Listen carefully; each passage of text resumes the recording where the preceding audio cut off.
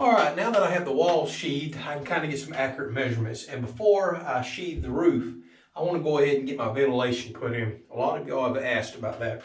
So what I settled on was a 6-inch, it's basically like a bathroom vent fan with an automatic damper built in. So it's just a spring-loaded damper. And I decided to go this route because I figured it'd be the easiest to install. It's small, compact. I don't need a lot of ventilation for this room. And I didn't want to go with one of those big old bathroom fan metal boxes. I didn't like the way it would look. I didn't want to build a box out. This I can actually flush in the roof. So I think this is going to look the best. So my plan is, before I put the sheathing on, is to get my measurements here so I can cut out a square hole with my Sawzall. That's the only thing I can think to get through 6 inches of wood, and I'm not going to be able to cut a round hole. So I'll cut a square hole once I put my sheathing on. Then all I have to do is cut a round hole and 3/4 inches of sheathing for this, and it'll slip in perfectly. And now gives me the opportunity. I want to split between two studs, or two timbers, I guess is what we've been calling them. So I don't make anything, I don't want to take away any more structural integrity than I have to. Now the roof is the least part of the structure that probably will take an impact, so this doesn't concern me at all, cutting one hole here, especially with all the plywood still tying everything together. But I want to split the difference. I want to go ahead and do this now while I can see the nails, some of the nails in the timbers, because I want to avoid hitting those if I can.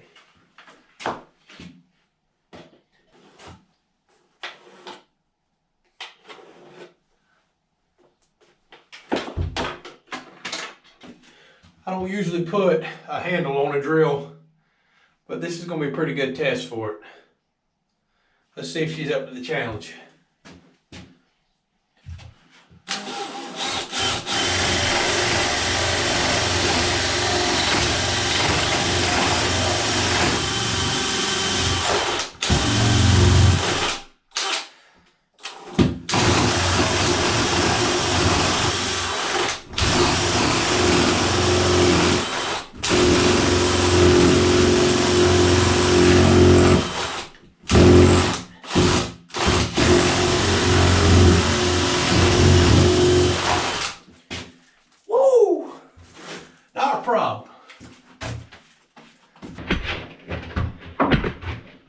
Wish me luck. This is going to take a while, but I did buy some of these Milwaukee blades that are designed for wood and metal in case I run into some screws. I'm not looking forward to this.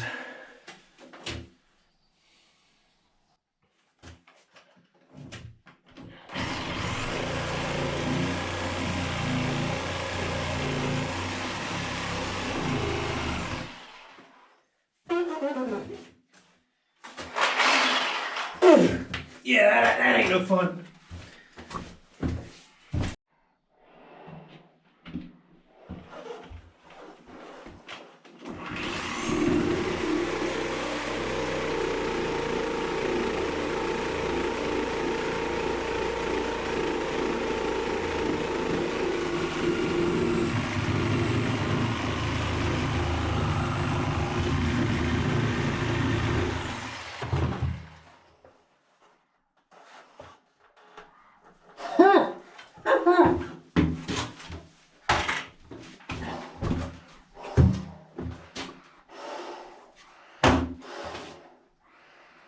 Holy moly!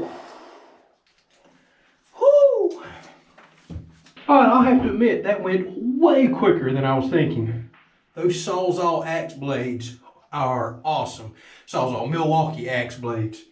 For the Sawzall, I highly recommend them. That tore through that wood. Guys, this is what I'm cutting through.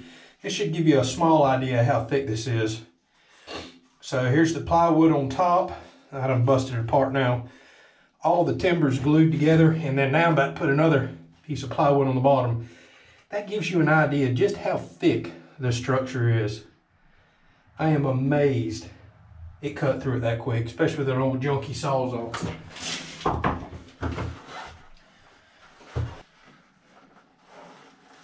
Alright, it's a snug fit, but it's a fit. So now what I'll do is try to get some very accurate measurements to the center of this hole, mark them on the wall, so whenever I put my plywood up, I know right back where to go to find my center point. I'll cut my opening a little large, and this should fit in there snugly. So now, when I flip this on, we'll wire and put all this in later. It'll actually pull air into the room. We've still got more vents to do a little bit later on. Exhausted up into the roof. I can already feel air blowing in right now because the roof is very well vented. So we'll pull in air in out of the roof and exhaust it back out to constantly have fresh air in this room.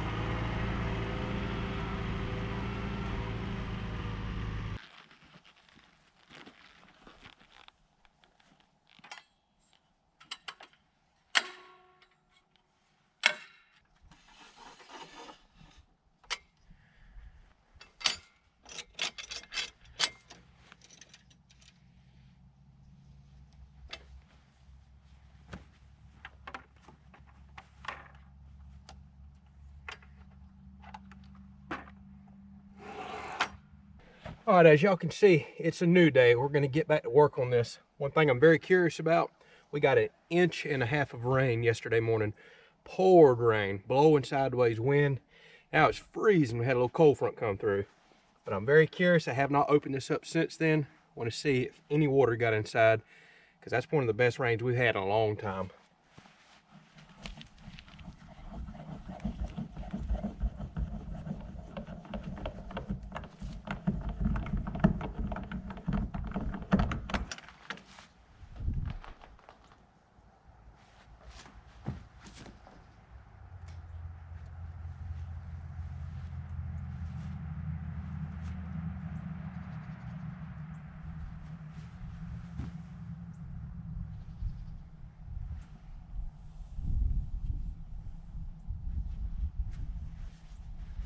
Not a drop of water anywhere other than top edge of the door to where the water stayed on top of the seal.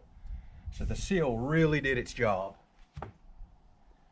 I do have one section that's trying to stick to the door over here. I sprayed it with a little bit of silicone spray.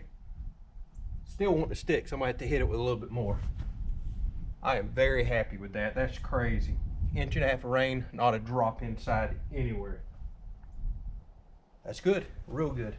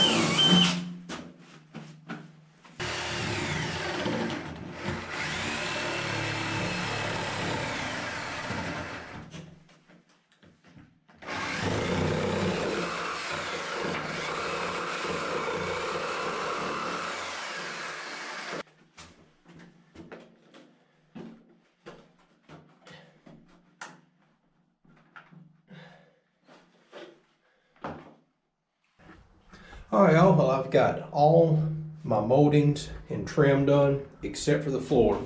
And the reason that I cannot trim the floor out right now is I still got to get everything painted, then come in and put my big tie down straps that are going to nail up into the wall and bolt down to the floor. And I've got 16 of those to put in. Then I'll put my molding in between each strap. I could have, and I really thought long and hard about doing some nice paneling beadboard, but the more this rock's on, the more expensive it gets. I still got to buy a lot of stuff for the outside. I think the plywood's going to be just fine. So I'm going to take, a sanding disc, go over the wall, knock all the little paper off like this right here that's stuck on the nails, and just put several thick coats of paint over this, call it good. Got my ventilation hole cut. I'll install that in the electrical a little bit later down the road. And after I get painted, I'll drill all my holes and install some, like stainless mesh and screen up here. I'll show you all that down the road for where I should pull the air in, so it can pull from this side of the room all the way over to there for really good ventilation. Well, all right, everybody, we're getting there. The inside's getting pretty close. So since I've made the decision to leave it as is, all I gotta do is put up a couple coats of paint. Then I gotta spend quite a while putting all those tie down straps, really securing the structure down to the slab. Probably build a little bit of shelving in there, a little bit of electrical, and we're getting there. Now, the next thing that we'll have to do is cut the opening for the AC. I still gotta go pick up some metal. A lot of people have been asking about why have an outward swung door. Well, that's what the plans call for. Kind of easier to build it that way. Plus, I feel really good about impacts to the structure with a door that's on the outside instead of the inside. And I feel better about weather resistance that way too. But that AC window hole that I'm going to cut is going to serve as a secondary escape route should something be on the structure this way. So we'll go over all that later, but it's definitely something that's been on my mind, and a lot of y'all asked about escape route, something blocking. I've already got that covered. We'll finish up the ventilation in here. So yeah, we're getting close as far as the inside goes. Then we'll move to the outside, start putting some of that hardy board siding on, paint it. We're done at that point, other than a few more ground tie downs that I'm going to do on the outside. So I can finally see the light at the end of the tunnel. I'll take a couple days off from working on this because I have got some Christmas gifts that I want to build for some people. We have multiple holiday get-togethers coming up, and then we'll jump back on this next week. So thank y'all so much for watching. Hopefully this has answered some of your questions. Drop a comment if you have anything else you want to ask about this structure, and I'll be sure to get it answered. Thanks for watching.